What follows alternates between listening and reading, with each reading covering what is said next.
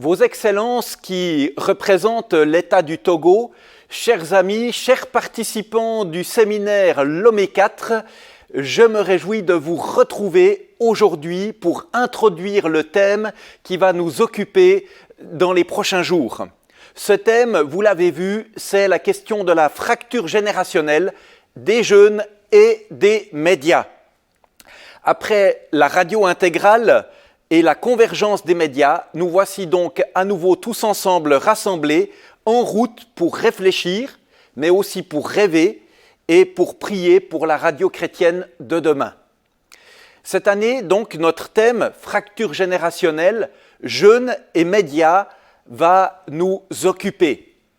Une première chose que j'aimerais mentionner, c'est que la jeunesse est une chance. Le continent africain fait souvent parler de lui, vous le savez bien, par les crises qui le secouent. Mais aujourd'hui, j'aimerais souligner un autre point que l'observateur attentif saura reconnaître. Le continent africain est le continent de toutes les potentialités. Sa population est majoritairement jeune.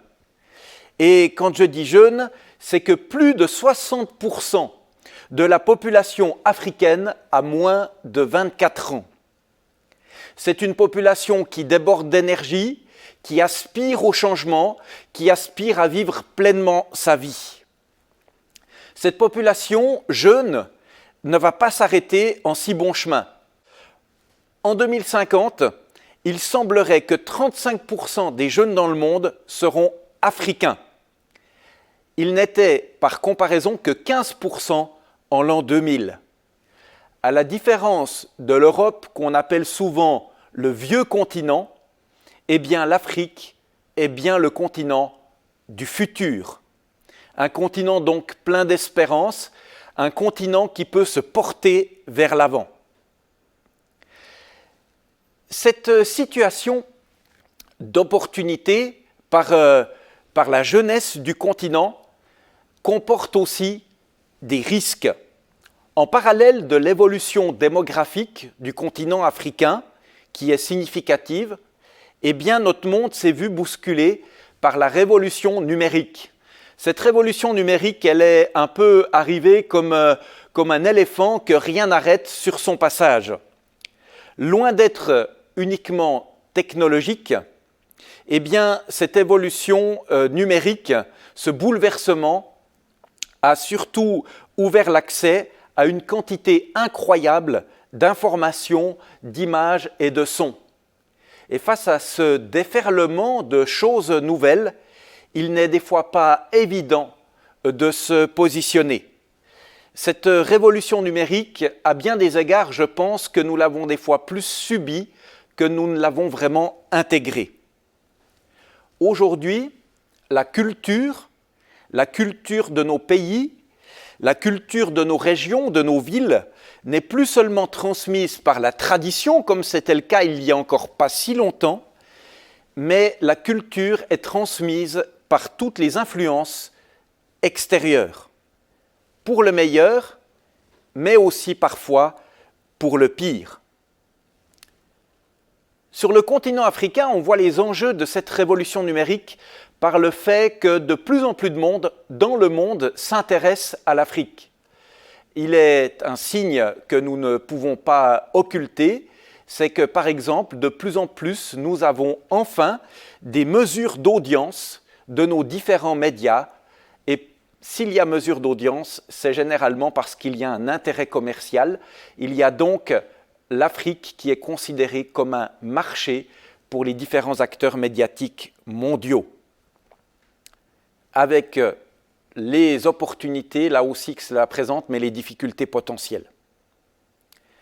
Cette révolution numérique est en train de créer un décalage entre les générations. Se comprendre est plus difficile qu'auparavant. Cela se vérifie dans les familles, cela se vérifie aussi dans les églises et dans nos médias. Je veux prendre pour exemple que nous voyons en plusieurs endroits, et j'ai pu l'observer moi-même dans mes différents voyages en Afrique de l'Ouest, en Afrique centrale, qu'il y a une représentation forte des enfants dans les églises, une représentation marquée des femmes aussi souvent, et d'hommes, mais que pour les jeunes, il y a souvent un décalage qui se crée, par exemple dans la forme des cultes et dans différentes autres manifestations. Pour ce qui concerne nos médias, et plus particulièrement la radio, j'aimerais dire aussi qu'aujourd'hui, la radio de papa n'est plus forcément la radio de son enfant. La musique, les questions abordées à l'antenne, la longueur des prises de parole ne sont pas perçues de la même manière par celles et ceux qui sont venus au monde pendant la révolution numérique que par ceux qui sont nés bien avant. Pour illustrer cela, j'aimerais par exemple prendre dans le domaine de la télévision l'univers des séries. Si je regarde aujourd'hui les séries que je regardais il y a une trentaine d'années, ou les séries qui viennent de sortir, le rythme n'est pas du tout le même. La manière d'aborder les valeurs n'est pas du tout la même. Beaucoup de choses diffèrent qui sont des marqueurs du changement qui est en route. J'aimerais illustrer mon propos par un voyage que j'ai fait dans un pays côtier d'Afrique de l'Ouest en 2016. En 2016, mon avion atterrit, on vient me prendre à l'aéroport. Durant le trajet, c'est la principale radio chrétienne de la ville qui est à l'antenne, qui est écoutée dans ce véhicule. Au programme, une longue prédication sans fin. Dans le véhicule, nous sommes un mélange de générations. Le papa qui approche la soixantaine et les jeunes qui ont 15, 16, 17, 18 ans. Je fais un petit sondage. Le papa est un auditeur fidèle de la radio depuis des années. Pour lui, cette prédication n'est pas trop longue. J'interroge les jeunes par la suite. Pour eux, il n'est plus question d'écouter cette radio. Cette radio ne fait plus partie de leur univers. La manière dont on parle à l'antenne ne les rejoint pas. La question, en les interrogeant, n'est pas seulement d'ailleurs la durée, mais aussi le contenu. Je continue mon séjour dans cette ville côtière de l'Afrique de l'Ouest et je découvre aussi, alors que je visite une école qui compte à peu près 500 enfants et adolescents, que les téléphones portables ont pris beaucoup de place et que les informations circulent beaucoup par ce moyen. Je découvre aussi que dans cette école, des nouveaux problèmes apparaissent qui n'existaient pas il y a encore peu de temps. De l'indiscipline, des enfants qui viennent avec un manque de sommeil important. Pour quelles raisons? Entre autres, me dit-on, parce qu'ils ont passé la nuit sur leur téléphone, à l'insu de leurs parents. J'observe aussi, pendant ce voyage, et pas uniquement pendant ce voyage, la télévision qui tourne dans le salon, sans aucun véritable contrôle des parents. Et je vois les jeunes regarder des émissions dont je suis à peu près sûr que les parents ne partagent pas les valeurs. Mais les parents ne sont pas forcément là en capacité de comprendre ce que leurs enfants regardent. Et je rappelle au passage que ce ne sont pas seulement les jeunes qui sont touchés par ces changements. On peut penser à l'influence de plus en plus prononcée des novelas, ces feuilletons qui viennent du Brésil et qui nous font croire des fois que la vraie vie, c'est une vie constamment marquée par des adultères, des mensonges et des manipulations. Mes amis, il y a un changement qui s'opère en accéléré. C'est un changement que nous traversons aussi en Europe, mais un changement qui est arrivé très vite en Afrique, sans forcément que nous l'ayons choisi, sans forcément que nous ayons pu nous préparer à le traverser. Ces changements nous posent des nouvelles questions. Les questions qui se posent à nous et qui se posent aux nouvelles générations ne sont pas les mêmes. Un ancien secrétaire général de l'Alliance évangélique nous disait dans un séminaire, souvent notre discours de croyants se résume à dire « Jésus est la réponse ». Mais nous disait-il, quelle est la question ? Cette révolution numérique amène de nouveaux éléments de culture, de l'extérieur, de nouvelles manières de réfléchir, qui induisent de nouvelles questions, de nouvelles préoccupations. Est-ce que nos médias chrétiens savent répondre, se mettre en route avec les auditeurs pour aller à la rencontre de leurs questions?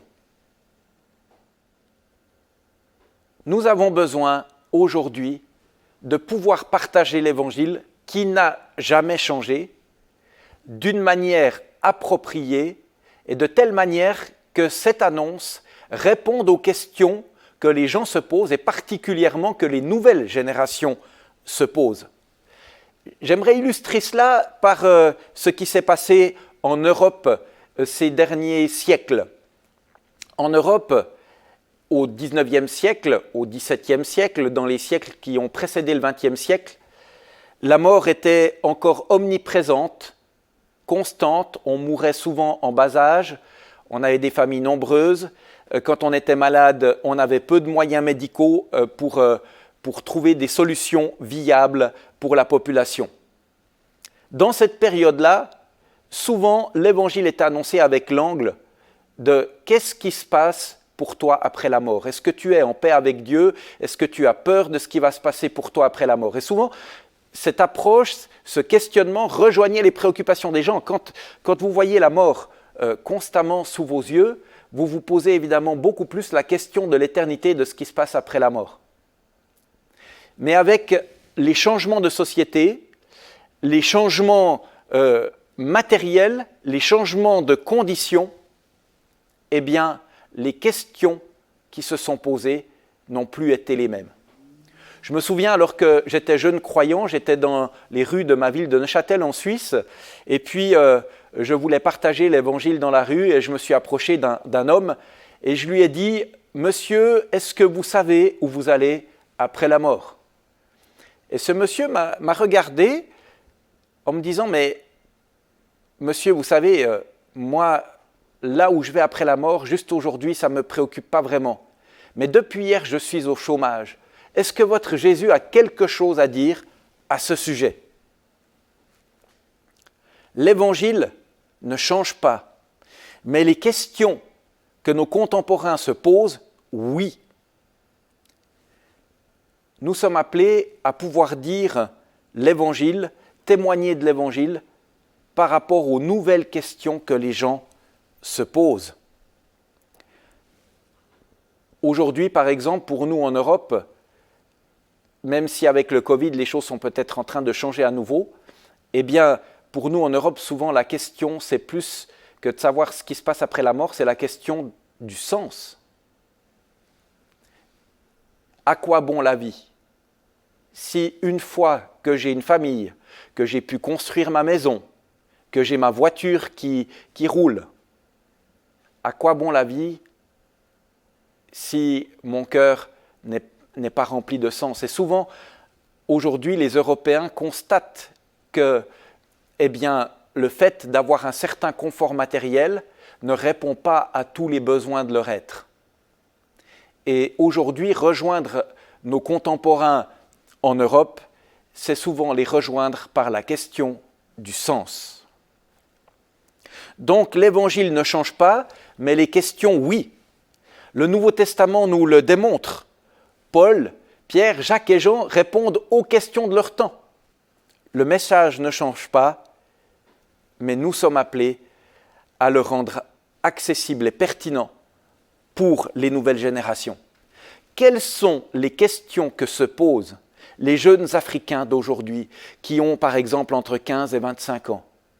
Quelles sont les vraies questions que nous devons adresser, que nous devons confronter, que nous devons aborder?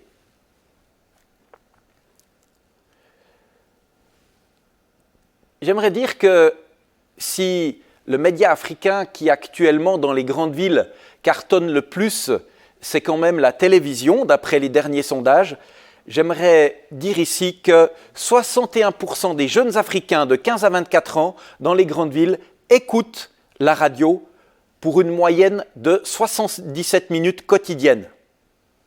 Mais la question que j'aimerais poser, c'est écoutent-elles nos radios? Quand j'ai regardé dans les différents sondages quelles étaient les radios qui étaient les plus écoutées, eh bien, il faut bien le dire, ce ne sont pas les radios confessionnelles. C'est sur d'autres radios que les jeunes se branchent. Quels sont les centres d'intérêt des jeunes? Pour 74%, c'est la musique.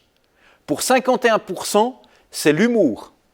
Pour 50%, et ça rejoint plus le média télévisuel, c'est les séries. Et pour 50% encore, c'est le sport. Et pour moi, une découverte, pour 47% d'entre eux, il semble que ce soit la cuisine qui représente un intérêt. Est-ce que nos programmes vont dans cette direction? Mes amis, nous pouvons subir ou influencer le changement. Est-ce que nos médias vont jouer en défense ou vont jouer un jeu offensif? L'équipe de Suisse de football a joué pendant des années la tactique qu'on appelle la tactique du verrou défensif. L'effet que produit cette tactique, c'est de limiter les dégâts, mais vous ne gagnerez presque jamais quand vous jouez la tactique du verrou défensif. Ou alors, comme l'équipe suisse aujourd'hui, vous jouez collectif, plutôt humblement, mais avec foi dans votre potentiel. Et même si vous n'avez pas les meilleures individualités au niveau de vos joueurs, même si vous n'avez pas les mêmes moyens financiers que vos adversaires, vous pouvez faire la différence ou tout du moins gagner leur respect. Beaucoup d'œuvres chrétiennes, beaucoup de médias chrétiens jouent le verrou défensif et survivent. Mais à mon avis, nous avons beaucoup mieux à faire. Nous avons à travailler, à franchir le fossé générationnel. Cet état de fait nous pose un défi à plusieurs niveaux. Et j'aimerais maintenant relever les défis qui sont devant nous. Tout d'abord, le défi des contenus. Vous m'avez compris, nos émissions ont-elles le bon rythme pour toucher les nouvelles générations? Nos émissions ont-elles le bon ton? Nos émissions ont-elles un univers musical propre à parler au cœur des nouvelles générations? Je vous pose ces questions, mais nous nous les posons à nous aussi, ici dans nos médias en Europe. J'aimerais aussi souligner un deuxième point important. C'est la question des fabricants de contenu. Est-ce que dans nos radios, est-ce que dans nos médias, nous favorisons l'émergence de jeunes animateurs? Est-ce que nous favorisons l'émergence de réalisateurs et de journalistes qui savent parler au cœur des jeunes? Mes amis, encore bien trop souvent, nous avons tendance à vouloir soit garder nos places, soit garder nos habitudes, soit nous faire croire à nous-mêmes que le monde ne change pas tant que ça et que nous pouvons continuer comme au bon vieux temps. Mes amis, je pense qu'un des signes de réussite, un des plus grands signes de réussite, c'est de savoir laisser émerger les nouvelles générations et de pouvoir les accompagner. J'aimerais ici partager juste quelques mots de témoignage. J'ai vu à de nombreuses reprises des croyants plus âgés demander à des plus jeunes de rejoindre leurs équipes en disant vouloir toucher les nouvelles générations. Mais quand ces jeunes sont arrivés, on leur demandait de surtout rien changer. Mes amis, laisser émerger les nouvelles générations, c'est parfois prendre des risques, c'est laisser la place à la créativité. C'est vrai qu'il y a parfois des jeunes prétentieux, mais il faut savoir les encourager. Quand j'avais 13 ans et demi, j'étais dans une réunion d'un groupe de jeunes protestants. Et ce soir-là, on a eu un invité de marque. Certains d'entre vous l'ont connu, et l'ont rencontré parce qu'il est venu régulièrement faire des formations pour les radios en Afrique. Je veux parler de Francis Margot, qui a été jusqu'à sa retraite un collaborateur fidèle de Radio Réveil. Francis Margot est donc venu dans cette soirée de groupe de jeunes protestants et puis il nous a partagé ce qu'était la vocation de Radio Réveil. C'est la première fois que j'étais confronté d'ailleurs à Radio Réveil. Et puis il nous a invités à un petit exercice pratique. Quel était cet exercice? C'était d'écrire un spot de 30 secondes pour proposer la Bible gratuitement sur une antenne commerciale non confessionnelle. Parce qu'à l'époque, c'est ce que Radio Réveil faisait principalement, enfin c'était une de ses activités principales. Et moi, du haut de mes 13 ans et demi, j'ai écrit mon texte. Et puis ensuite, Francis Margot a pris nos différentes propositions de texte et il est arrivé sur le mien. Et puis, il a été encourageant et en même temps, il a mentionné des points qui seraient à retravailler. Et je me souviens dans mon cœur, très prétentieux, j'ai dit, mais si Francis Margot connaissait les nouvelles générations, il trouverait que ce que j'ai écrit est très bien. Je me suis comporté un peu comme si je connaissais mieux que lui son métier. Évidemment qu'il y avait de mon côté de l'orgueil. Mais en même temps, parce que Francis ne m'a pas méprisé, parce qu'il m'a encouragé, et bien plus tard, j'ai pu être ouvert à faire un chemin que Dieu avait préparé d'avance pour moi dans le monde des médias. Et aujourd'hui, j'aimerais vous encourager à faire la place, vraiment, à ces fabricants de contenu. Vous savez, faire la place à des plus jeunes dans nos équipes. Les jeunes, des fois, peuvent bousculer les choses. Peut-être on peut avoir l'impression à certains moments qu'ils nous manquent de respect. Souvent, quand on est jeune, on n'est pas très mature. Mais en même temps, c'est dans cette période de vie souvent qu'on est le plus créatif, qu'on est peut-être le plus proche de certaines réalités. Et il me semble donc urgent de faire la place à cette nouvelle génération, pas seulement pour de la figuration, mais pour être vraiment pleinement acteur de nos médias. J'aimerais encore mentionner un autre terrain de défi, c'est la question de la diffusion. Quels sont les créneaux horaires à ne pas manquer pour toucher les jeunes? Quelles sont les plateformes de diffusion appropriées? Est-ce qu'il faut proposer facilement les podcasts? Sur quelle plateforme? Comment? Avec quelle présentation?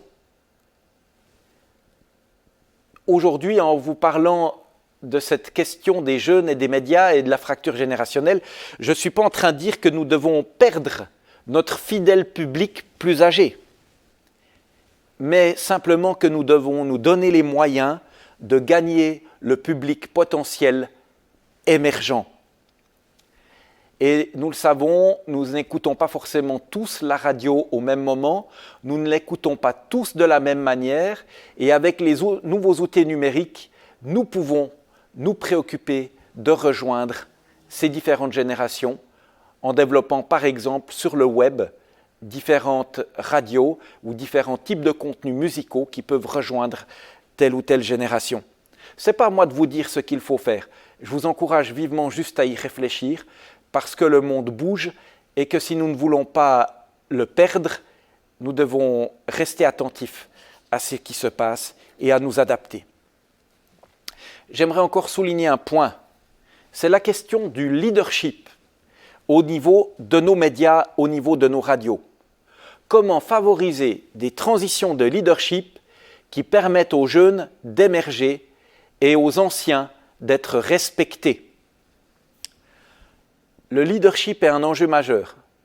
Savez-vous que d'après une étude très sérieuse de Robert Clinton, qui était enseignant au séminaire Fuller à Pasadena, en Californie, on va dire peut-être un des instituts de théologie les plus reconnus dans le monde sur le plan de la missiologie, eh bien, Robert Clinton a fait avec ses étudiants, avec différentes personnes, une étude approfondie du leadership. Et voici ce qu'il a découvert. Dans la Bible, mais aussi dans les œuvres chrétiennes et dans les églises, seul 1/3 des leaders finissent bien leur course. Cela doit nous interpeller. Et j'aimerais souligner un point ici. Pour les leaders qui ont réussi, quel est un des signes majeurs de leur réussite? Les leaders qui ont réussi ont préparé la nouvelle génération. Moïse a réussi. Il a préparé Josué. Josué, à sa suite, a exercé un ministère extraordinaire. Mais il n'y avait pas de suite préparée. Et on le sait, le peuple d'Israël est très vite retombé dans ses vieux travers. Nous pouvons aussi penser à d'autres exemples. Élie, malgré son caractère dur, a réussi. Il a formé Élisée. David a réussi. Il a préparé le chemin pour Salomon. J'aimerais dire aujourd'hui, particulièrement si parmi vous qui me regardez et qui m'écoutez, peut-être pour les plus âgés d'entre nous, moi-même j'aurai 50 ans dans les mois qui viennent, eh bien, posons-nous la question, comment réussir la transition? Vous savez, j'ai lu un excellent livre sur le leadership africain qui était coécrit par, entre autres, Daniel Bourdané et Moïse Napon. Eh bien, dans ce livre sur le leadership africain, il parlait d'un défi majeur du leadership africain, c'est, sauf erreur, ce qui était appelé dans le livre le syndrome du sorcier, où on ne remet ses pouvoirs que sur son lit de mort pour être sûr que personne ne soit passé devant nous avant. Et j'aimerais vraiment vous encourager à laisser la place, à vous préoccuper. Plus vous avancez dans l'âge, plus à vous préoccuper de celles et ceux qui vont vous succéder. En conclusion, je crois que pour faire face aux défis qui sont devant nous, nous avons probablement besoin, pour nos médias, pour nos radios, d'un audit, d'une approche plus sérieuse de la réalité. Qui touchons-nous vraiment aujourd'hui? Je pense que parfois nous nous faisons des illusions sur le public que nous parvenons réellement à toucher. Refaisons le point de la situation, et d'autant plus que gentiment, les outils de mesure d'audience commencent d'être accessibles. En conclusion, j'aimerais aussi dire que nous avons besoin d'anticiper les transitions et de les préparer. Quand je parle d'accompagner des jeunes émergents dans nos médias, des jeunes leaders émergents, eh bien, les transitions ne se font pas en 2 semaines, ni même en 1 mois, ni même en 1 année. Les transitions prennent du temps, elles se préparent, elles s'anticipent. Et vous savez que je pense qu'on est souvent un peu tous à la même. Hein. On a un grand défi dans nos médias, c'est que souvent nous sommes préoccupés de gérer le jour. Mais prenons le temps du recul, asseyons-nous pour préparer la suite. Et puis nous avons aussi certainement besoin de revoir nos ambitions. Pas nos ambitions dans le sens de se faire un nom comme ceux qui ont construit la tour de Babel, mais de revoir nos ambitions pour toucher les nouvelles générations. Mes amis, imaginez que nous passions à côté de notre mission et que nous n'ayons pas su rejoindre cette génération qui sera aux commandes en 2050, que nous n'ayons pas su investir dans cette population qui aura une telle importance sur le globe en 2050.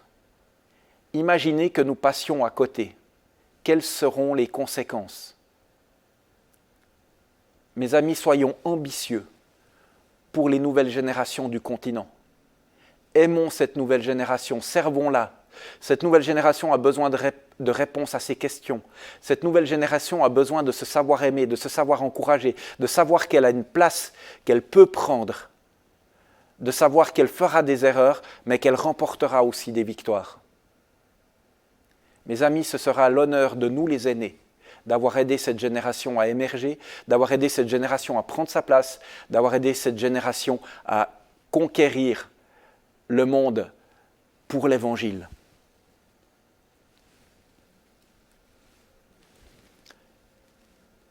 Les Écritures nous disent au psaume 145, verset 4, je terminerai par cette référence biblique, que chaque génération célèbre tes œuvres et proclame ton extraordinaire façon d'agir. Que chaque génération célèbre tes œuvres et proclame ton extraordinaire façon d'agir. Jésus a dit « Je suis la lumière du monde », mais il a aussi dit que nous étions la lumière du monde et le sel de la terre. À nous de briller, à nous, malgré nos faiblesses, malgré nos limites, malgré des fois nos manques de moyens, à nous de saisir le flambeau, à nous de saisir la lumière et de la porter au monde, premièrement sur le continent africain, mais je crois aussi au-delà.